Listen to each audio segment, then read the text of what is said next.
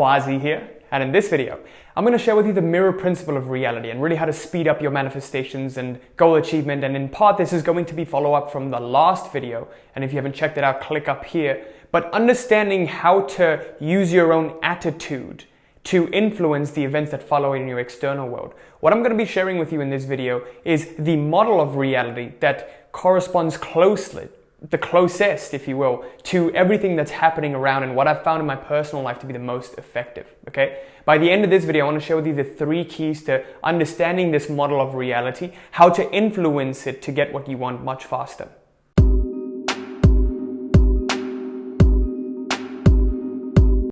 So with that, let's get started. Today, we're going to talk about the mirror principle. And I'm not sure if you've heard about this, but this isn't just about talking to a mirror and telling yourself that you're good, that you're confident, that you're happy. It's not about that. It's about understanding the subtle underlying principle of reality and why it acts the way it does and how you can take a step back and influence these events the way you want. Okay, so what you have to understand is reality is a mirror that reflects your attitude towards it, okay? Reflects attitude towards it with a delay. These are the 2 key parts to it. It reflects your attitude and it reflects it with a delay. So this is a different kind of mirror, not the kinds of mirror that you're accustomed to, that we raise our hands and it immediately raises its hand. But instead, it's more so you raise your hand and reality raises its hand with a delay. Okay? This causes a multitude of problems. And this explains why manifestation doesn't happen immediately and overnight and just with a blink of an eye, unless you have the Messiah's mastery over your intention. But what happens is things and materials organize themselves and reality takes the path of least resistance and organizes it for you. But the trick is to keep your attitude up for long enough. Okay? So the problem is most people can't keep their attitude up for long enough. And it's simple, keep your attitude up for long enough. Easier said than done, right? Because there's so many challenges and so many things that come up and we become influenced by what we're seeing. Another huge problem to using this mirror is, I'm going to draw it out. Let's say this is you and this is your mirror. And this is the reflection that you're seeing in the mirror. What shapes this reflection is your own attitude. Okay? Attitude. That's what's reflected in this mirror. Whatever you're seeing around you is a reflection of your attitude. With that being said, how do you change this mirror? The attitude consists of your thought, which is the directive aspect of it, and the emotion, which fills up the channels. So thought plus emotion, or heart plus mind, shapes your attitude. Okay, that's exactly what I mean by attitude.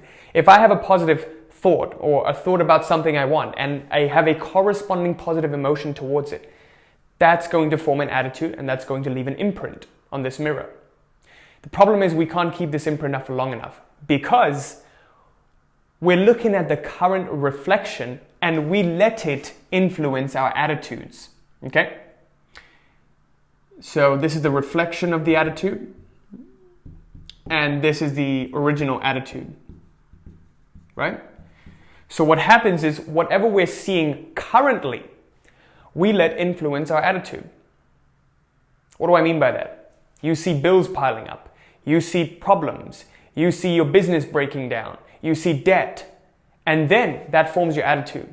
And then your attitude becomes a little bit more of, life sucks. Nothing really goes my way. I can't do anything. I'm not good enough. That becomes your attitude. And what the mirror of reality says is, oh, you're not good enough? Okay, here's more instances of where you're not good enough. You'll find what you're looking for, right? It's a neutral mirror. It doesn't care. It just reflects the positive or the negative. The more negative you are, the more negative you're going to see. The more positive you are, the more positive you're going to see. So the key becomes to correct our own attitudes. Again, please make sure you check out this video here. I went in much detail.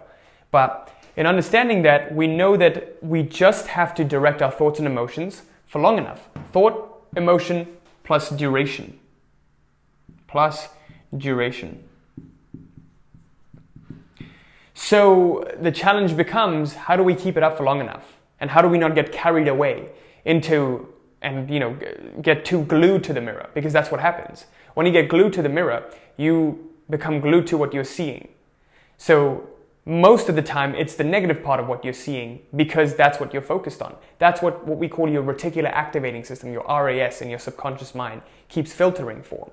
It's time to take off these lenses, the negative lenses, and put on the positive lenses. So the challenge becomes, how do you do that and how do you keep these lenses, right? So that's what we're going to cover in the 3 keys. But before I get to that, let's talk a little bit about beliefs, right? These are the hidden culprits that keep overriding because you try to form new beliefs, okay? How beliefs really work is initially it begins as an opinion, right? Someone says an opinion, a thought, and then when you charge it up with emotion, it becomes a little bit more of a belief.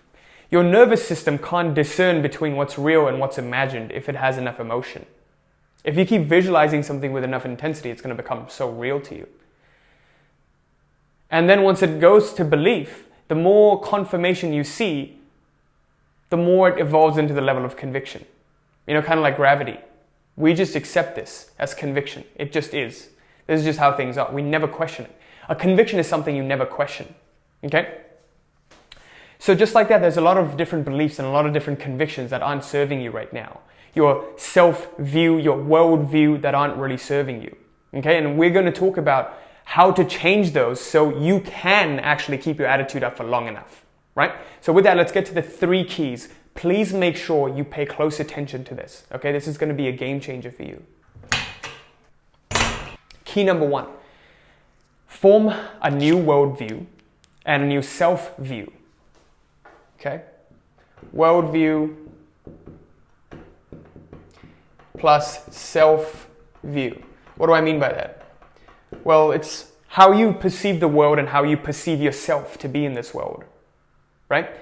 But we can just group this all into worldview because there's no difference between the self and this world.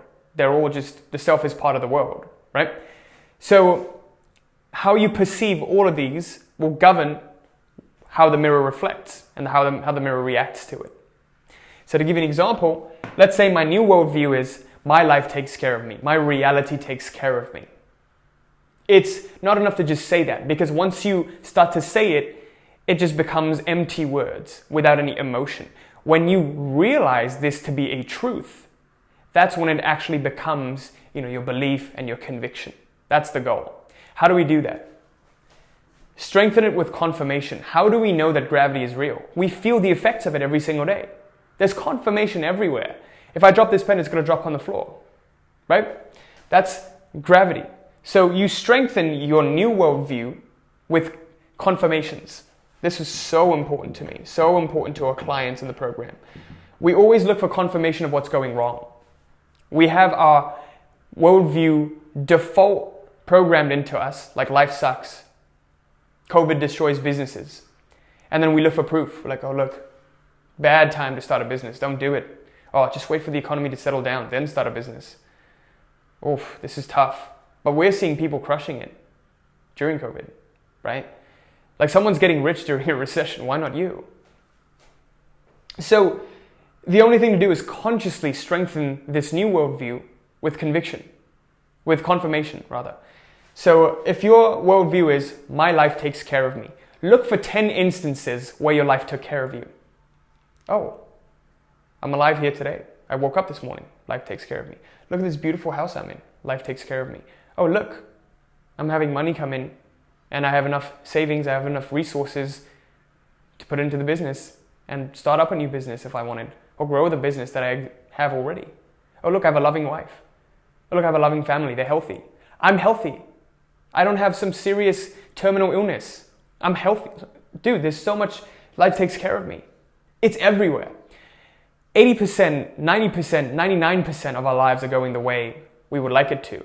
We're complaining about the 1% that isn't. The 1%, we build it up to be the 99% up here, right? Realize that. Number 3 is the more preventative measure of this old thing coming back up.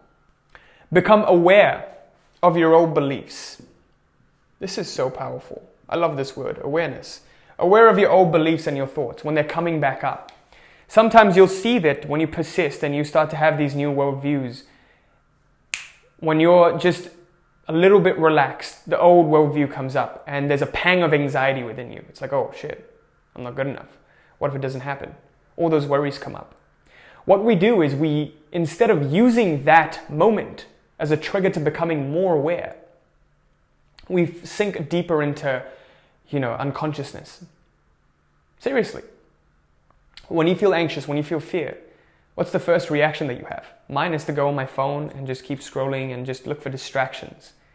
So what happens is this attention, instead of being directed, and this awareness, instead of being directed and in dissolving this false belief, right? Fear is what? False experience appearing real. Someone said that. Instead of dissolving that, we run away from it. And we unconsciously resist it. When you run away from something, you unconsciously resist it. You allow it to catch up to you another time when it becomes a little bit stronger. The best thing to do is to surrender it, let go of it, by just becoming aware of it, looking at it rather than as it. I've made a video on this too. Click up here to check that out, the surrender mechanism and letting go. When you become aware of your old beliefs and your old thoughts, those negative ones, they no longer have a pull on you. Okay? You have to be very, very genuine and sincere about this. You have to investigate those old beliefs and old thoughts. Investigate them. Is this really true? Am I really not good enough? How do I know this? Okay. Here's what I think I know. Versus, wait a second, what about all of these good things that have happened? What's going on here? Right? That's the best thing you can do. When you investigate this false belief, or the belief that you quote unquote chose unconsciously, it no longer is there, right? Because you disentangle it. It's not really real. Everything that you're seeing right now is your imagination. But it's just a part of your imagination that you chose to energize. So instead of energizing those false ones, why not energize the ones that you want? Simple. Right? So become aware and investigate them. I would say step 4 is investigate false beliefs. Instead of moving with them, look at the context in which it appears. So instead of focusing on the little content of, oh no, I'm not good enough. Wait a second, is this really true? Who thinks this? Where does this come from? Why does this happen? Wait, this isn't real. This isn't true. This is not necessarily true. And with that, I conclude this video. Thank you so much for watching. I sincerely hope this was helpful. Let's do a quick recap. I wanted to keep it short here, but I hope it was valuable. But what we talked about was the mirror principle of reality. Okay? Understanding that reality is a mirror, and this mirror reflects your attitude towards it with a delay time. And the problem is we can't keep our attitudes up for long enough. And the other problem is we keep getting influenced by what we're seeing currently. Okay? And what we're seeing currently is only the negative projection, not the positive ones. We're looking at what's not going well, the 1% that's not going well, rather than the 99% that is. And the fear is, if I don't aim high enough and if I'm not dissatisfied, I'll never be, willing to put in the work to achieve what I want. It's complete bullshit. It's not the work that gets you results. It's the intention. The work is a result of the intention. If you have the intent, the earnestness, the eagerness, the willingness, and if you just make a simple choice to go towards that, it'll happen one way or another. Right? You don't have to keep fighting against it. It's just a false belief, another one. So our thoughts and our emotions are what our attitudes are consisted of. And this thought and emotion makes an imprint in the mirror. And your internal attitude gets reflected externally by the material things you're seeing, by the havingness. Your beingness gets reflected into doing and having. Okay? And we talked about the two problems and understanding why we can't keep it up for long enough. The old beliefs that we've dug deep into our subconscious by unconsciously internalizing things, they keep coming up. Let's talk about how to dispel those with the 3 keys. Number 1, forming a new worldview and self-view. How do you perceive your world? How do you perceive yourself? My world is awesome. It takes care of me. I am good enough. I just am. Strengthen this new worldview with confirmation. Where is proof that my life takes care of me? Wow, look, everything around me. Number 3, these old beliefs and thoughts, when they come up, become aware of them. Who thinks this? Is this really true? How do I know this is true? Even write them down. Write down what you're focusing on that you don't want. Write down what you would instead want. That's it. And yeah, number 4 was investigation. That I conclude this video. Thank you so much for watching. Sincerely hope this was helpful. If you're new to the channel, make sure you like, comment, subscribe, and hit that little bell there so you're notified of any new video that I put out. And as I mentioned before, I'm excited to announce that the enrollment for the Reality Mastery program is open and spots for the consult are available. Click down here to sign up for your free one-to-one consult with us to see if we would be a good fit to work together. Okay, and who we typically work with are entrepreneurs, business owners who want to take their businesses to the next level. And what they're finding is they no longer have a tactical or strategic problem, but rather it's an internal one. Who they are is not really grasping the opportunities that are there because they're focused on the wrong things. And they can't overcome this pattern. This same pattern keeps repeating itself over and over, and they don't know how to overcome it. Okay, if that sounds like you, click on the link below to sign up for that, and let's see if we're able to help. And the free Facebook group is open for you to take advantage of. The link for that is also in the description. Thank you so much for watching. Till next time. Peace!